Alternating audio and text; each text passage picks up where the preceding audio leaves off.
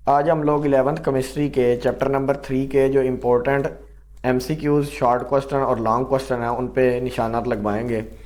तो इस चैप्टर का मसला ये है कि ये आगे पेयर करेगा 7th चैप्टर के साथ, जो कि इजी चैप्टर है। तो हमेशा से ऐसा ही हुआ है कि जब कोई इजी चैप्टर हो, उसके अंदर लॉन्ग क्वेश्चंस कम हो या वो समझना आसान हो, उसको हमेशा वो लेंथी चैप्टर के साथ उसका पेयर कर देता है। तो अब इस चैप्टर में मसला ये है कि लॉन्ग क्वेश्चन ज़्यादा है, इसको थोड़ा सा आप लोगों को ज़्यादा याद करना पड़ेगा या समझना पड़ेगा। उसके अलावा 3 शॉर्ट हैं और चलें पढ़ते हैं। इसमें से कुछ काफ़ी ज़्यादा चीज़ें जो हैं उन्होंने निकाल दी हैं, सिलाब की नज़र हो गई हैं, यानी कि वो स्मार्ट सिलेबस में नहीं है।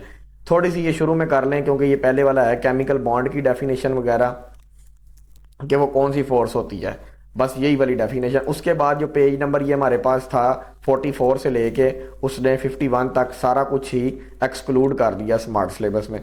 तो पेज नंबर 44 से 51 तक हम लोगों को फिर सारा ही चैप्टर एक्सक्लूड हो गया। उसके बाद से हम लोग जहाँ से शुरू करेंगे वो वाला टॉपिक है वैलेंस बॉन्ड थ्योरी। तो इसके अंदर थ्योरीज हैं VBT, MOT, वेस्पर, इस तरह की जो थ्योरीज हैं उसमें से ही लॉन्ग क्वेश्चन आने का चांस होता है। सबसे पहले ये VBT की डेफिनेशन है, व्हाट इज़ VBT। तो ये वाली इतनी डेफिनेशन लगवा दी है और ये इसके जो पास्टुलेट्स हैं ये लॉन्ग में आने के चांस होते हैं। तो ये कम से कम 2 सारों को आने चाहिए क्योंकि ये शॉर्ट में भी आ सकते हैं, कोई पता नहीं होता। लॉन्ग में अगर आया हुआ है, लॉन्ग में आ जाए तो लॉन्ग में ना आए तो शॉर्ट में ज़रूर आ जाता है, एक जगह पे आ जाता है फिर ये। तो ये शॉर्ट के लिए ये 2 कम से कम ज़रूर होने चाहिए अगर कोई ये चैप्टर लॉन्ग के लिए नहीं कर रहा। उसके बाद ये सिग्मा बॉन्ड की डेफिनेशन और एक एग्जांपल है कि सिग्मा बॉन्ड किस तरह बनता है। लीनियर ओवरलैप से बनता है 2 हाफ फिल ऑर्बिटल्स के दरमियान, ठीक है।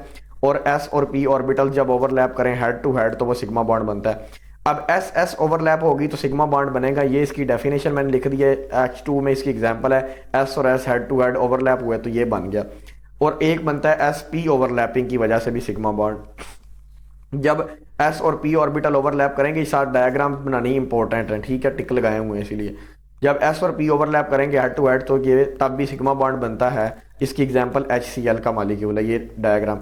उसके अलावा P और P ओवरलैप करें तब भी सिग्मा बॉन्ड बनने का चांस होता है। तो इसकी एग्जांपल हमारे पास Cl2 है। ये इंटरेस्टिंग इन्फॉर्मेशन वाला बॉक्स भी इंपॉर्टेंट है, ये भी करना है और ये डायग्राम उसकी कर लेनी है। उसके अलावा एक क्वेश्चन है हमारे पास बड़ा, the bond angle in H2S is less then in H2O के। बॉन्ड एंगल जो है H2S का क्यों कम है H2O की वजह, H2O से। तो उसका आंसर यहाँ से लेके यहाँ तक है। और उसके अलावा ये वाला अगर तो कोई पिक्चर बना ले साथ तो ये भी इंपॉर्टेंट है, ये भी अच्छा रह जाएगा। ये थोड़ा सा H मिटा हुआ था, ये मैंने H लिख दिया, ठीक है, ये H है। उसके बाद है कि right the formation of pi bond with example, के पाई बॉन्ड की फॉर्मेशन बताएं एग्जांपल के साथ। तो O2 की एग्जांपल हम देंगे और वो यहाँ से लेके यहाँ तक है। और ये वाली डायग्राम साथ कर लें आप लोग, इसमें डायग्राम भी थोड़ी सी हैं। उसके अलावा ये वाला जो है the orbital structure of H2O and N2, ये भी लॉन्ग में आने का चांस होता है, इसलिए ये कर लें आप लोग। उसके बाद है एटॉमिक ऑर्बिटल हाइब्रिडाइजेशन। हाइब्रिडाइजेशन वाला जो लॉन्ग है ये बड़ा इंपॉर्टेंट है, ये आया हुआ है पिछले सालों में, जब पुरानी बुक्स से उनमें ये हाइब्रिडाइजेशन वाला बहुत ज़्यादा आता था। अगर तो लॉन्ग के लिए नहीं करना तो कम से कम शॉर्ट के लिए इसकी डेफिनेशन और इसकी एग्जाम्पल और इसके अंदर एंगल और इसकी ज्योमेट्री पता होनी चाहिए ताकि MCQs वगैरह में कहीं आ जाए तो वो और शॉर्ट में तो वो अटैम्प्ट हो सके। ये डेफिनेशन है इसकी। और वैसे तो मैं कहूँगा कि ये सारे लॉन्ग के लिए ही करना है आप लोगों ने। इसके अंदर जो मेन चीज़ होती है वो इसकी डेफिनेशन, इसकी ज्योमेट्री, इसकी शेप हो गई, ज्योमेट्री हो गई, और इसका बॉन्ड एंगल कितना है। उसके अलावा इसकी ये एग्जांपल देके डायग्राम बना देनी और ये वाली चीज़ सारी आप लोगों ने रिप्रेजेंट करनी। ये थी SP की, जब एक S और P मिलता था तब SP हाइब्रिडाइजेशन होती। जब एक S और 2 P मिलते हैं तो SP2 हाइब्रिडाइजेशन होती है। बॉन्ड एंगल इसके अंदर 120 डिग्री होता है, ज्योमेट्री इसकी ट्राइगोनल प्लेनर होती है। और इसकी एग्जाम्पल इन्होंने क्या दिया है, ये पहले एक डायग्राम कर लेनी है, ये वाली डायग्राम ना करें तो ये वाली कर लें, एक डायग्राम करनी होती है। इसकी एग्जांपल उन्होंने BF3 दी है और ये वाली इसकी इलेक्ट्रॉनिक कॉन्फ़िगरेशन लिख के बतानी है ग्राउंड और एक्साइटेड स्टेट में और हाइब्रिडाइज स्टेट में। उसके बाद SP3, जब एक S और 3 P मिले तो SP3 हाइब्रिडाइजेशन होती है। टेट्राहेड्रल ज्योमेट्री होती है, ये इसकी इलेक्ट्रॉनिक कॉन्फ़िगरेशन लिखनी ज़रूरी है। CH4 इसकी एग्जाम्पल देनी है। और उसके अलावा ये वाली एक डायग्राम बनानी होती है, 2 दी हुई है ना, ये ओवरऑल होती है। और ये एग्जाम्पल की इसमें नहीं दी तो फिर आप लोग यही वाली कर लें। अगर एग्जाम्पल और ये जनरल दी हुई है तो एक कर लें, ज़्यादा बेहतर। ये मीथेन की दी हुई है इन्होंने, ये वाली कर लें। उसके अलावा ये डू यू नो बॉक्स कर लें, डिड यू नो वाला। उसके अलावा इसके अंदर जो बॉन्ड एंगल होता है वो 109.5 डिग्री होता है। और ये वाला आगे रेगुलर टेट्राहेड्रल इसका स्ट्रक्चर होता है या टेट्राहेड्रॉन उन्होंने लिखा। ये भी इंपॉर्टेंट, सबसे ज़्यादा इंपॉर्टेंट हाइब्रिडाइजेशन वाला। उसके बाद वेस्पर थ्योरी आ जाती है। वेस्पर थ्योरी हमें क्या बताती है? शेप्स और मॉलिक्यूल्स की शेप बताती है इलेक्ट्रॉन पेयर की बुनियाद पर, जो कि सेंट्रल एटम के इर्द गिर्द मौजूद होते हैं। ये इन्होंने सिजविक और पावेल ने 1940 में ये प्रेजेंट की थी थ्योरी। इसकी यहाँ से लेके ये पहले एक्सप्लेनेशन है थोड़ी सी, और उसके बाद ये पास्टुलेट्स हैं। ये भी इंपॉर्टेंट लॉन्ग क्वेश्चन में आते होते थे पहले, जो पुरानी बुक्स थी, ठीक है। अब बुक्स नहीं है, फिर भी आने का चांस होता है। ये इसके पास्टुलेट्स।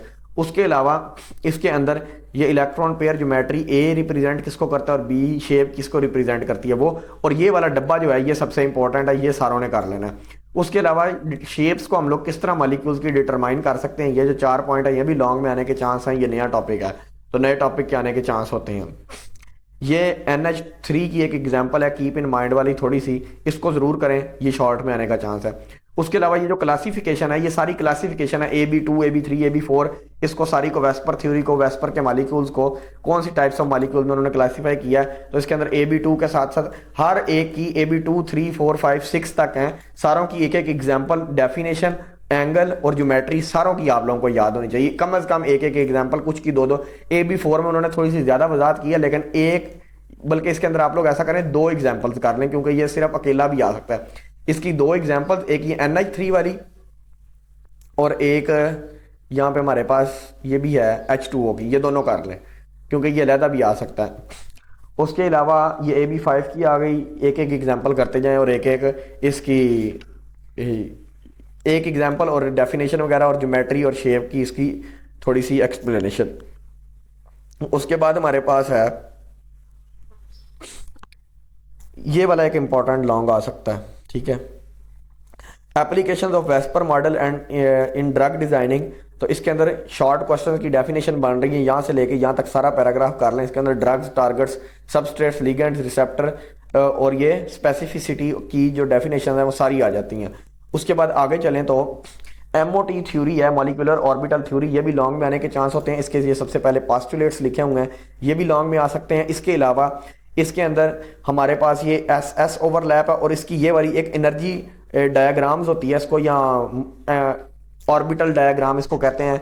एंटी बॉन्डिंग और बॉन्डिंग ऑर्बिटल इसके अंदर कितने कितने मौजूद होते हैं, ये वाली डायग्राम और इसकी एक्सप्लेनेशन ये सारों को आनी चाहिए। ये थी SS के अंदर, ठीक है। SS overlapping head to head overlap भी हो सकती है, साइड से भी ओवरलैप हो सकती है। तो ये सारे का सारा ही मैं तो कहता हूँ यहाँ तक आप लोग कर लें, और साथ में इसकी ये वाली डायग्राम्स भी। उसके बाद ये असल इंपॉर्टेंट है, दूसरा इंपॉर्टेंट, यानी कि एक पास्टुलेट्स इसमें इंपॉर्टेंट ज़्यादा है, और ये वाले मॉलिक्यूलर ऑर्बिटल डायग्राम्स जो हैं ये भी इंपॉर्टेंट है वैसे, लेकिन ज़्यादा ये वाला इंपॉर्टेंट है कि इसके अंदर ये जो एनर्जी डायग्राम्स हैं हीलियम की, ऑक्सीजन की और नाइट्रोजन की, ये वाली आप लोगों को बनानी आनी चाहिए। ये सिर्फ वो कहता है कि सिर्फ ये एनर्जी डायग्राम्स बना दें ऑक्सीजन की, तो ये डायग्राम आप लोगों को बनानी आनी चाहिए, नाइट्रोजन की, ऑक्सीजन की, और इसके साथ साथ फिर थ्योरी भी आनी चाहिए, क्योंकि वो थ्योरी भी अगर पूछ सकता है कि थ्योरी भी लिख दें इसकी। लेकिन डायग्राम जो है ये सबसे इंपॉर्टेंट है इस चैप्टर की। उसके अलावा जो पहले पेपर होते थे उसके अंदर तो MCQs जो थे ये एक्सरसाइज में से सारे के सारे आ जाते थे, लेकिन इस दफ़ा कंसेप्चुअल पेपर होना है, अंदर से भी आ सकते हैं। तो इसलिए ये थारोली रीड करें और ये एक्सरसाइज के शॉर्ट MCQs करें। उसके अलावा शॉर्ट क्वेश्चन भी अगर 3 आने हैं, 3 में से हो सकता है 1 या 2 एक्सरसाइज में से आ जाएं, तो ये वाले एक्सरसाइज वाले भी अच्छी तरह करें। और लॉन्ग क्वेश्चन जो हैं, और कुछ इसमें से कटवा दिए क्योंकि वो स्मार्ट सिलेबस में नहीं है, ठीक है, इस वजह से ये देख लें। लॉन्ग क्वेश्चन जो हैं ये वाले, ये सारे के सारे पीछे लगवा दिए हुए हैं, कोई भी एक्सक्लूड नहीं है। ये वाले कम से कम सारों को आने चाहिए, ताकि अगर वहाँ से ना आए तो यहाँ से तो ज़रूर आ जाता होता है।